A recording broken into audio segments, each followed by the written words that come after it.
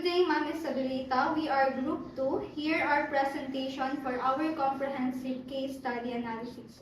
The chosen company for our case study is the Airbnb company, which has connection to venture capital. Airbnb, founded in 2008 by Brian, Joe, and Nathan, is a global online marketplace that connects travelers with hosts offering unique accommodation and experiences. The platform offers a diverse range of accommodation including private homes, apartments, villas, tree houses, and castles. Catering to travelers' preference and budget, Airbnb emphasizes building a community and fostering connection between hosts and guests, encouraging personalized hospitality. With a global presence in over 2,020 countries, it has become a popular choice for travelers seeking authentic experiences. Venture capital has played a vital role in Airbnb growth and success, providing financial support, strategic guidance, industry expertise, and valuable networks. Here we have 5 objectives. First, understand the role of venture capital in supporting the growth and development of startups and innovative companies. Second, explore the history and evolution of Airbnb before and after receiving venture capital funding. Next, analyze the impact of venture capital funding on the growth, scalability, and success of Airbnb. Then identify the key venture capital firms that have invested in Airbnb and examine their investment strategies and motivations. Lastly, investigate the challenge and opportunities faced by companies like Airbnb in attracting and securing venture capital funding. Let's proceed to investment criteria development. Investing is not an easy decision because there are possibilities of investment failure. That is why it is very important for every company or investors to have criteria when it comes to investing. This criteria will serve as a guide for wise decisions, which is very helpful for investors to analyze investment opportunities and ensure the success of investments, especially when the company wants to connect or attract venture capitalists. The investment criteria for Airbnb include assessing the market opportunity, competitive advantage, business model, growth potential, management team, financial performance, regulatory landscape, technology and innovation, risk assessment, and exit strategy. All of these criteria for the investment development of the Airbnb company have a big contribution to their success and continuous growth and development. Industry analysis of Airbnb. First is the market size.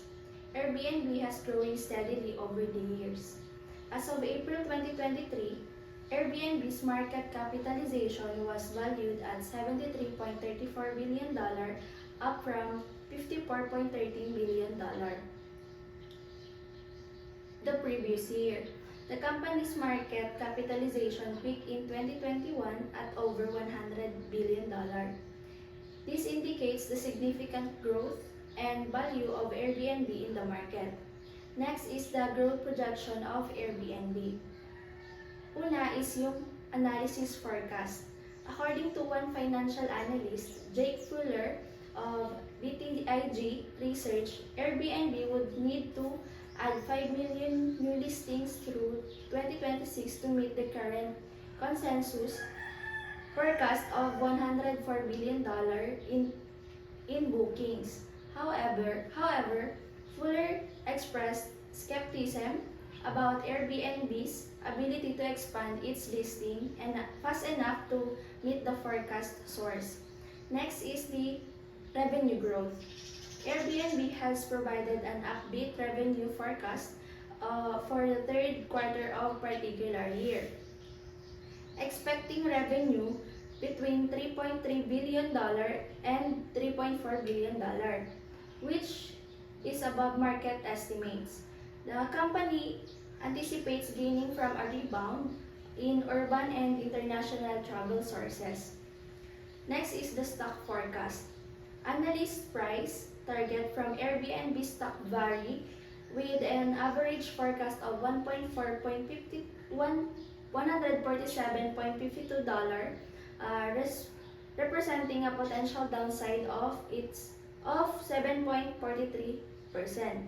From the current stock price, however, it's important to note the stock forecast can change over the time source. Next is earnings and revenue growth estimates.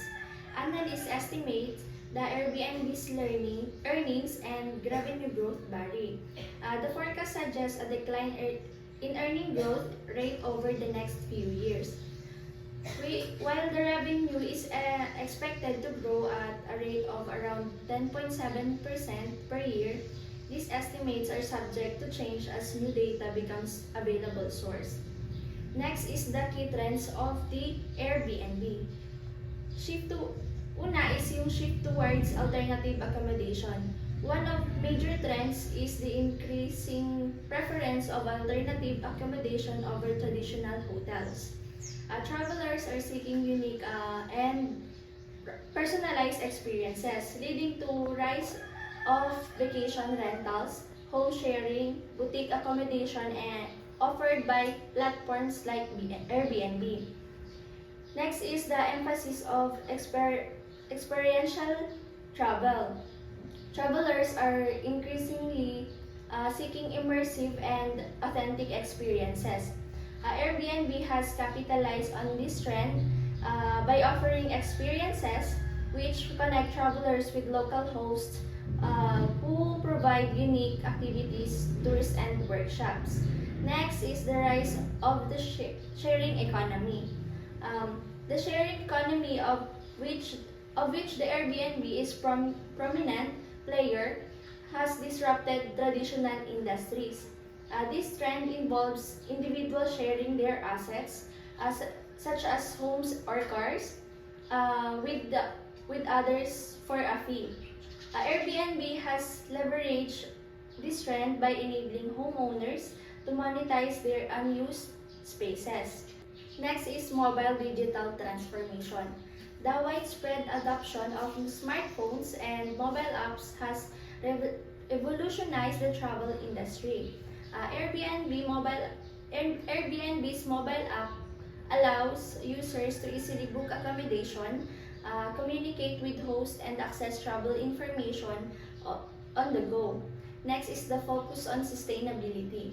There is a growing emphasis on sustainable and responsible travel practices. Travelers are increasingly seeking eco-friendly accommodations, supporting local communities, and reducing their carbon footprint. Airbnb has responded to this trend by introducing sustainability initiatives and promoting eco-friendly stays. Next is the regulatory landscape impacting Airbnb investment. Una is legal compliance. Airbnb must navigate and comply with local laws and regulations governing short-term rentals in various jurisdictions. This includes obtaining necessary licenses, adhering to zoning regulations, and ensuring hosts meet legal requirements. Non-compliance can result in penalties, legal disputes, and reputational damage. Next is the taxation revenue collection. Airbnb faces challenges related to tax compliance and revenue collection. Many cities require hosts to collect and remit occupancy taxes on behalf of the guests.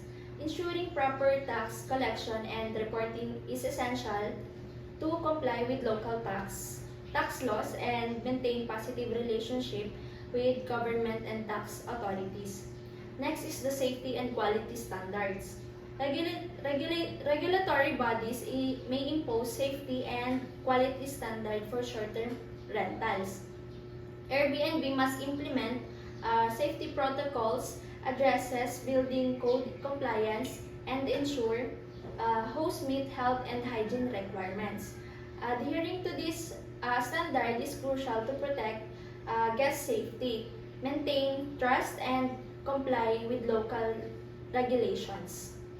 Next is identification of potential startups. So first is textual analysis. So ginagamitan to ng advanced text mining techniques. Dito ina-analyze yung mga articles or research na related sa Airbnb. And pangalawa naman is business model analysis. Dito naman, ina-analyze on how Airbnb operates, generate revenues, and address challenges and opportunities in the market. So third naman is market research. Dito man sila gumagamit ng mga key metrics like average annual revenue, average occupancy rate, average Nigeria rate, and total number of listing. And last naman is investment consideration. So dito dinidefine yung mga investment in goals and criteria ng Airbnb startups. And dito din na-identify yung target location for investment based on market demand, growth potential, and regulatory environment. And nandito din yung pag-develop ng financial plan including investment budget, expected returns, and risk assessment. So let's continue to the due diligence process for Airbnb. First, we have financial due diligence. This involves looking closely at Airbnb's financial health. We will examine things like how much money they are making, how efficiently they are spending it, and if they have enough cash to keep growing. Next, we will conduct a market analysis. This means figuring out where Airbnb fits in the big picture of the vacation rental market. We will look at how big the market is, how fast it is growing, and who Airbnb's competition is. So now let's talk about the operational assessment. This is all about checking out Airbnb nuts and bolts. We will see how well their website and app work, how easy it is for them to handle lots of customers, and if they are ready for even more growth. So moving on to the legal and regulatory compliance. We need to make sure Airbnb is playing by the rules. We will look at things like their history with lawsuits, how they handle local laws, and if they are ready for any regulation that might come up. Then there's risk assessment. Every business has risks, and we want to know what Airbnbs are. We will look at things like if they could get hacked, if their reputation could take a hit, or if they might lose customers to a competitor. So now let's talk about intellectual property. This is all about the full stuff of Airbnb owns, like patents and trademarks. We will see if they have any special ideas that make them stand out from the competition. Next, we will discuss strategic fit. This means asking if Airbnb plans line up with what we want. We will see if they are aiming for the same goals we are, if they are doing things that make sense for them, and if they are ready for what's coming next in the market. Now, let's take a look at Airbnb's management team. These are the folks steering the ship. We will see if they have the right experience, if they have been successful in the past, and if we trust them to keep Airbnb growing. Next is customer and host feedback. In this, we will analyze customer and host feedback. It is important to know what people think of Airbnb. We will see if customers and hosts are happy, if they are having any problems, and if Airbnb is doing a good job of fixing them. And lastly, we will discuss exit strategy and investment terms. This is all about what happens if we decide to invest in Airbnb. We will look at things like when and how we might sell our investment and how much money we might make and what kind of deal we can get. So that's the due diligence process for Airbnb. So let's now to discuss the investment recommendation. Investing in Airbnb properties means buying home or apartment to rent out to travelers through Airbnb. It can be and it can make money, but you need to think about some things first. First, what is property? Location matters a lot because tourists like certain place more. Also need to know who will want to stay there. Family might like big places, while couples might prefer cozy one. Second is rules in different places can affect renting out. Some countries have the rules about how many Airbnb place there can be. So you need to check that first. Third, popular tourist spot can bring in more money. But if are too many Airbnb place there, it might be hard to get guests. Finally, make sure the property nice for the type of guest you want is smart. Family like places with a lot of rooms, things for kids, while young people might want some trendy. So investing in Airbnb can be good, but you need to do something research about how Airbnb will fit to in terms naman po sa market analysis, Airbnb must think what is their market or ano ba talaga yung purpose ng Airbnb, if for family lang ba yun or for couples or for travelers lang. Kaya dapat alam ng Airbnb kung sino yung mga market nila para mas kumita yung kanilang business. About naman sa financial planning is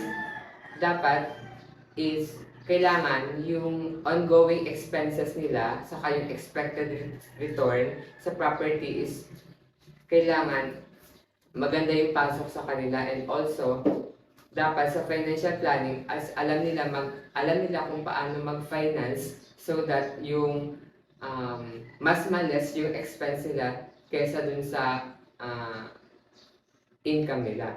Tapos, doon naman sa legal and regulatory compliance is dapat sumusunod pa rin yung Airbnb dun sa mga rules and regulation ng isang country na pagtatayuan nila ng business. Kasi if ever man na hindi nakafollow sila sa regulation and policies, is magkakaroon sila ng problema, hindi lang dun sa mga tourists or visitors sa Airbnb, kundi din sa government nung bansang pagtatayuan nila ng business. So dapat sa legal and regulatory compliance is dapat kung ano yung rules and regulation ng isang country ay kailangan i-follow ng Airbnb so that yung business is maging profitable siya at wala magiging problema. So, let's proceed in presentation of findings. After the regarding of significant data regarding Airbnb, the research team carried out a comprehensive examination focusing on facts that relating to industry analysis, investment strategy that yield positive returns, and due diligence process. The study findings indicate that Airbnb's market value increased to $73.34 in April 2023, a significant increase from the previous year to achieve $104 billion in bookings by 2026. The company needs to add 5 million new listings and expect $3.3 billion to $3.4 billion in revenue for the third quarter. Analysts predict a 7.43% loss in the stock, with revenue and earning growth expected to slow down in the coming years. Major themes include sustainability, the sharing economy, and alternative launching. Therefore, the Airbnb recommends assessing a market opportunity, competitive advantage, business model, growth potential, management team, financial performance, and also regulatory environment, technology and innovation, risk assessment, and also the exit strategy to ensure investment. The company's scalability, the management team's experience, financial performance are considered for long-term probability and sustainable income creation. Risk assessment is conducted to reduce potential risks, and in addition, due diligence involved evaluating Airbnb's financial standing, market share, operational effectiveness, legal compliance, risk management plan, intellectual property portfolio, strategic fit, management group, guest and host feedback, and also the possible exit plan. And the process also consider Airbnb ability to handle the regulatory obstacle and profit from the new markets. Let's proceed to the conclusion. In a comparative brief period of time, Airbnb has become a prominent player in accommodation market thanks to disruptive business model. Its ability to spot the market niche and offer a distinctive and reasonable price hotel experience has contributed to its success. It does, however, bring up significant issues regarding the function of regulation and ethical business practices, given its effects on the neighborhood and conventional hotel sector.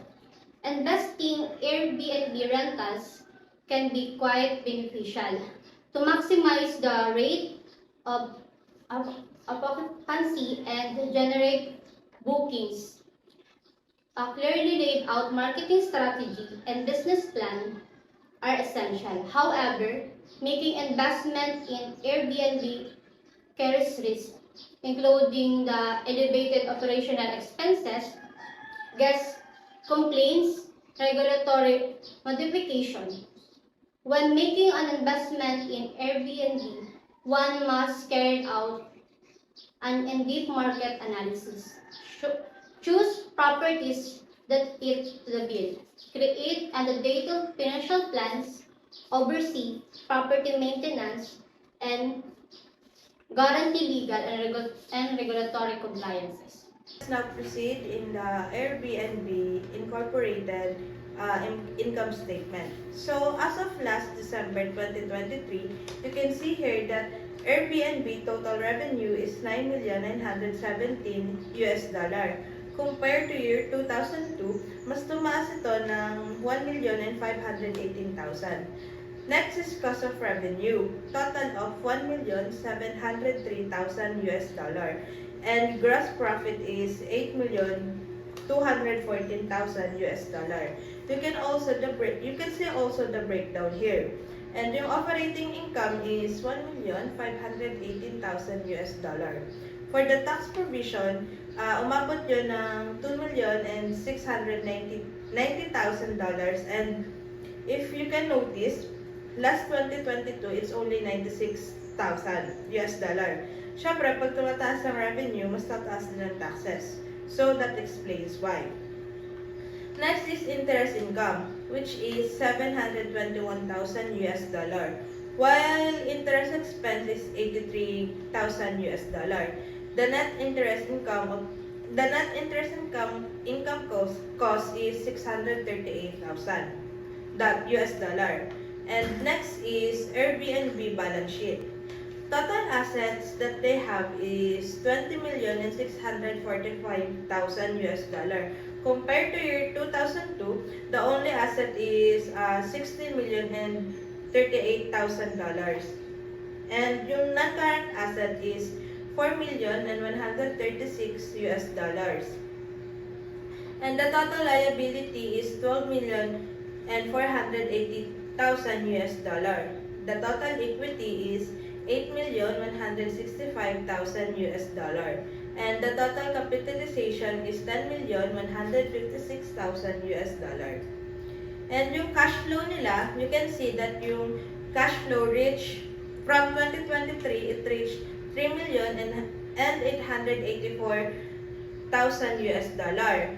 The deferred tax is less $2,875,000, and the investing cash outflow is $1,042,000, while the financing cash outflow is $2,430,000, and the end cash is $12,667,000.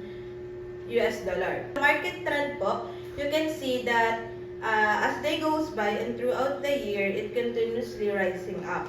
And sa startup profile, we have Mr. Brian Chesky. He is the co-founder, CEO, head of community, and chairman of the board. He paid $295,12,000 and exercised $942.48 million. Next is Mr. Nathan. He is also co-founder, chief strategy officer, and director. He paid $830,078,000 and exercised $202.27 million. Next is Mr. Joseph Gebbia. He is co-founder, chairman of Airbnb organization, and director.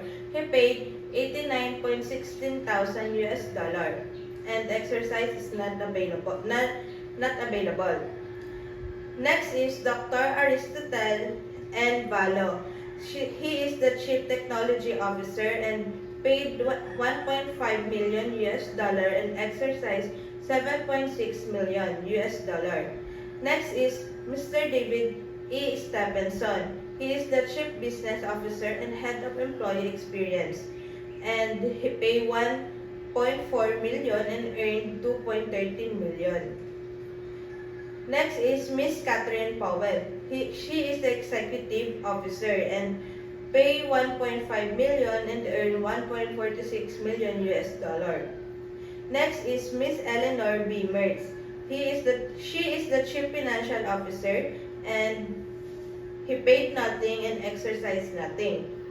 Next is Miss Tara Lynn Bunch. She is the global head of operation. And next is Mr. David C. Bernstein, chief accounting officer. And lastly is Mr. Ronald A. Klein, chief legal officer.